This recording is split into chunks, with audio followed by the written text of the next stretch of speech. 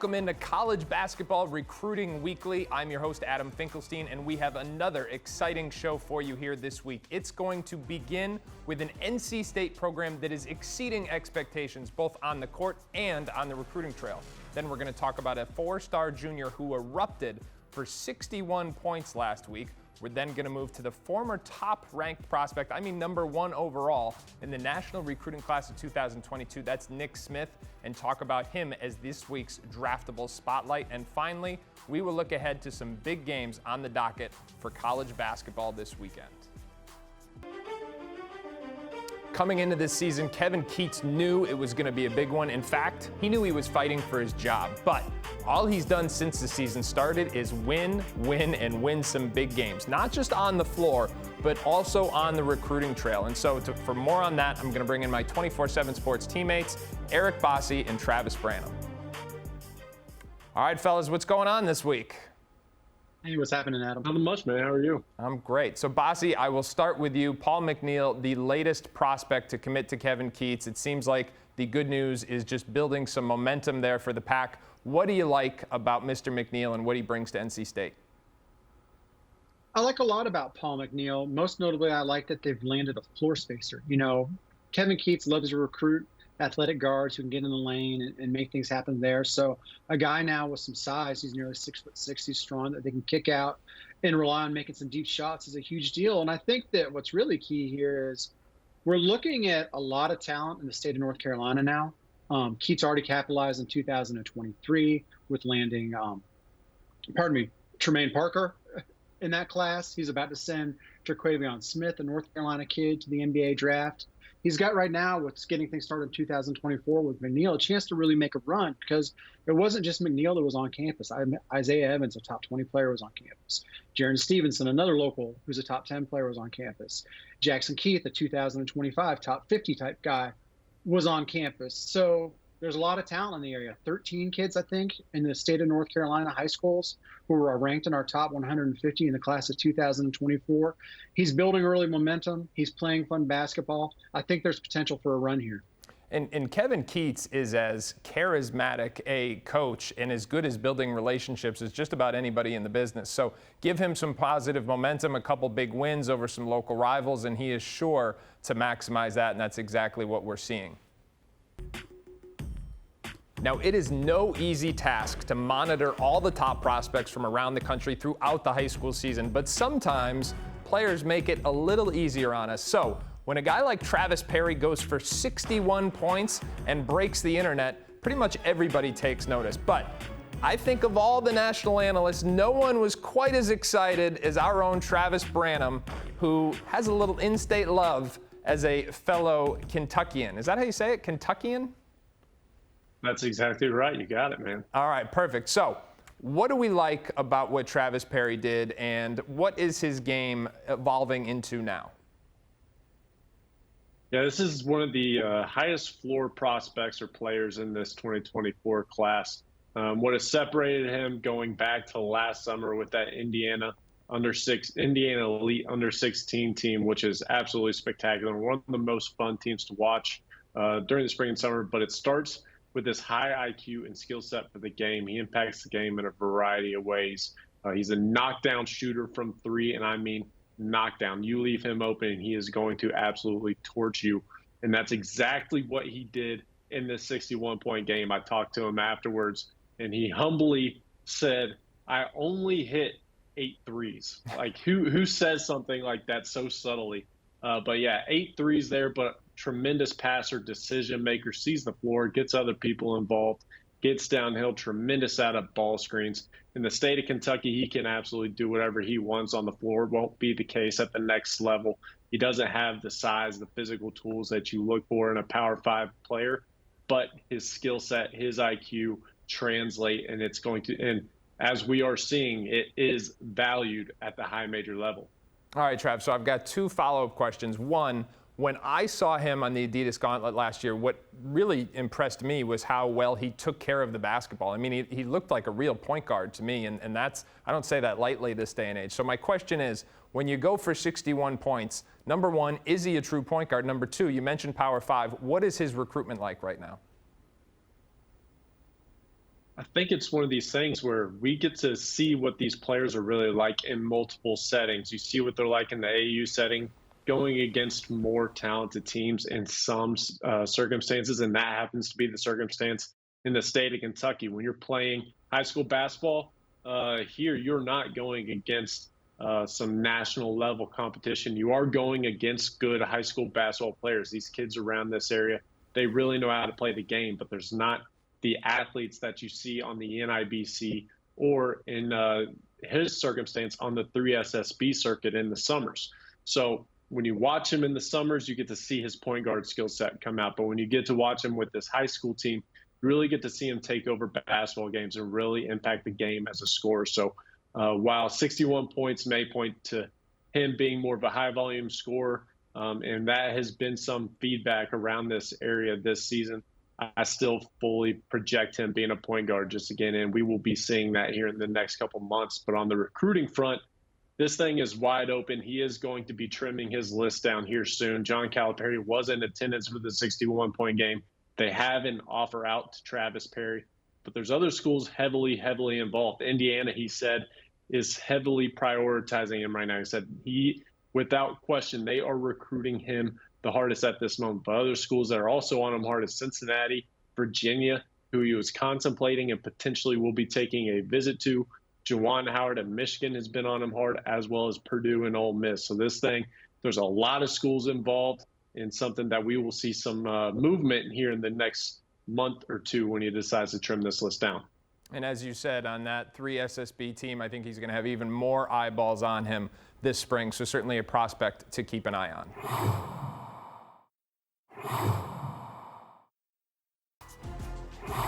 All right, this week's Draftable Spotlight is on none other than Nick Smith, who finished his high school career as the #1 ranked prospect in the national class of 2022, but has been battling knee injuries all season long at Arkansas. This past week, though, we finally saw the player that we were expecting coming out of high school. And for more on that, we're going to go back to our own Eric Bossi to help us break down exactly what he saw in Arkansas's game against Georgia.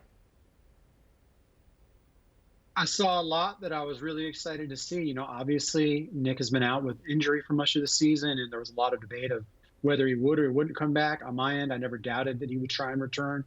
He's an ultimate competitor.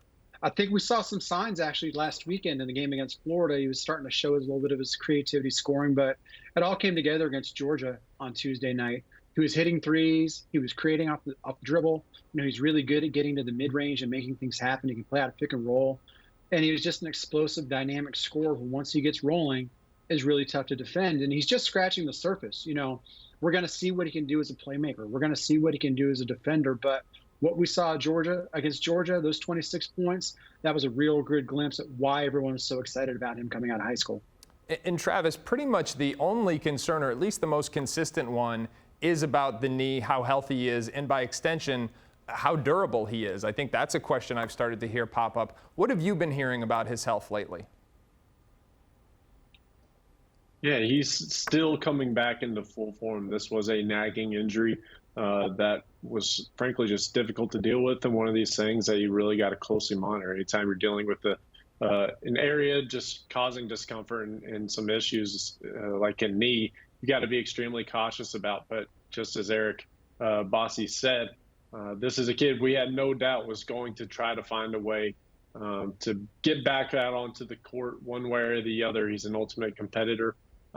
Still at this moment, you don't anticipate him being at fully 100%, especially when it comes to finding his rhythm and in conditioning, having missed this much of the season. So he could have a couple games where it won't be these 26-point outings. He may have a couple struggle outings, but to have it this quick so soon from injury is pretty spectacular. And so getting him into shape and into rhythm for this March run, hopefully they can make a run in the SEC tournament, but most importantly, that NCAA tournament. All right, now Nick currently sits at number 6 on Travis's big board. I have him projected as a lottery pick in the draftables. I think the other things that NBA scouts are interested to see, not only the durability, but how much pressure can he put on the rim as a creator. There's a lot of talk about him as a jump shooter, playmaker, mid-range guy, but in the NBA, they want to see if he can get all the way on the rim, to the rim, challenge shot blockers. then get it done on the defensive end of the floor. But certainly he's someone who's highly skilled, has some moxie to him, that competitiveness that you both talked about, and can play on and off the ball. And I think in the modern day NBA, those characteristics, especially a guard with size who can play on and off the ball, that makes him a valuable piece of almost any puzzle at the next level. So rounding into form just now, it'll be interesting to see how high he can get in the remaining weeks to the season. All right, now speaking of Nick Smith, he and Arkansas, they're going to play Alabama this weekend in one of the more interesting games in all of college basketball, and especially to NBA scouts. Of course, Smith, the former top-ranked prospect in the country, going up against his former EYBL teammate, Brandon Miller. Obviously, he's been in the news for all the wrong reasons this week, but he's still been the best freshman in all of college basketball this year. That makes it a must-attend event for NBA scouts. 2 other games on the docket this week. We've got Indiana and Purdue, Texas and Baylor. We're going to bring back in Travis Branham and Eric Bossi to help break this down. Travis, I will start with you in the battle of the big men in the Big Ten. Who do you like in this clash? This is going to be a major rematch here. Indiana took home the first win when they had Purdue at home just a few weeks ago. Honestly, I don't know who I'm taking in this instance right now. I know that's not a fun and exciting answer you want to hear, but this is going to be an extremely tight matchup. Purdue has lost 3 of their last 5. Indiana's lost 2 of their last 3. So this is 2 teams trying to find some footing here late into the Big Ten season and then late into the regular season. Right now with this matchup between Zach Edey and Trace Jackson Davis, both of these guys are playing tremendous basketball. So it's going to be who steps up behind them. Purdue, in Purdue's instance, they're relying on 2 freshmen in Fletcher Lawyer and Braden Smith. And on Indiana's instance, I think this is a game where Jalen Hood-Schifino can really stand up and shine with his size, physicality, his skill set, and versatility going against this young and slight backcourt of Purdue. Obviously, they are still one of the best teams in the entire country on the defensive end of the court. So I don't know who I'm taking at this point. I just know I will be sitting there front and center, I guess from my own couch, but I'm going to be absolutely locked into this one. Yeah, no doubt about it, as we all will. Really interested to see if Zach Edey can stay in front of Trace Jackson Davis. He's been trying to extend his game, playing a lot of DHOs and facing up off the dribble. That's going to be an interesting subplot. Bossi, we will take it to you in the state of Texas, Texas and Baylor. Who do you like in this matchup? This is one that I've had circled on my calendar for quite a while because I knew that it was going to be crucial in the Big 12 race. Now, Texas and Kansas are still tied for first in the conference at 11-4 each, and Baylor losing at Kansas State the other night, falling to 6 losses in the conference. They're winning the conference are probably done, but now they've got a chance to play spoiler, and I think they're going to do it playing at home against the Longhorns. They revolve around freshman Keontae George and then their other talented guards, Adam Flagler and LJ Cryer. They've had a little trouble of late trying to get all 3 of those guys clicking at the same time.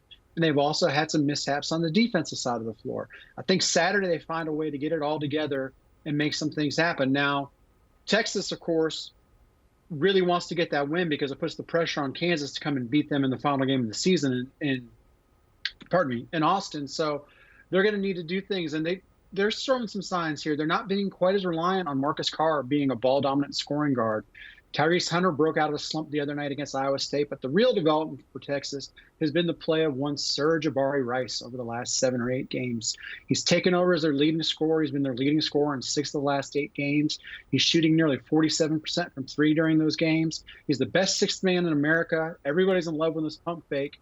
If Baylor is going to break this 2-game losing streak to the Kansas schools and play the role of spoiler in the Big 12, they're going to need to keep him in check and maybe encourage Marcus Carr to play a little one-on-one and kind of get things to their style of game. But I like Baylor doing this one, and I like them putting the pressure on Texas as Texas goes to close out the season. All right, I just want to know if Chip and Joanna are coming to that game because the hometown Baylor crowd has been growing with every passing game and, of course, every passing year, given the job that Scott Drew has done. Fellas, thanks as always for joining us. We will see you next week.